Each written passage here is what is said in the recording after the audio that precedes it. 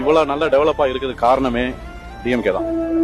ஏன் அப்படின்னு கேட்டீங்கன்னா, இந்த சென்னையில வந்து ஐடி கம்பெனியை முதல்ல கொண்டு வந்தது டிஎம்கே ஆட்சி தான். 3 கம்பெனி தான் இருந்துச்சு. சதர்லாண்டு இல்ல, போலாரிஸ், ப்ரோலிஸ் இந்தியா பிரைவேட் லிமிடெட், சத்யம் சாஃப்ட்வேர் 3 கம்பெனி தான் சென்னையில இருந்துச்சு. நான் ஒரு கம்பெனில அதுல ஒரு கம்பெனில ஒர்க் பண்ணிருந்தேன். அப்போலாம் 7,000 ரூபாய் சம்பளம் எனக்கு.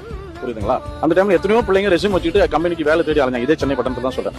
கலைஞர் டைட்டில் பார்க் கொண்டு வந்ததுக்கு அப்புறம் வாலிபர்களுக்கு வேலை வாய்ப்புகள் அதிகம் உருவாக்கி கொடுத்து டிஎம்கே ஆட்சி தாங்க. அது எந்த வித மாற்றம் கிடையாது. புரியுதுங்களா? அதுக்கப்புறம் ஹோண்டாய் கம்பெனி, நோக்கியா கம்பெனி, புரியுதுங்களா, சென்கோபின், இந்த கம்பெனிஸ் எல்லாமே கொண்டு வந்து டிஎம்கே ஆட்சி தாங்க. இப்போ குறை சொல்றவங்க எல்லாம் மாத்தி சொல்லுவாங்க. இவங்க ஆட்சி வந்து அவங்களை குறை சொல்லுவாங்க, அவங்க ஆட்சி வந்து இவங்களை குறை சொல்லுவாங்க.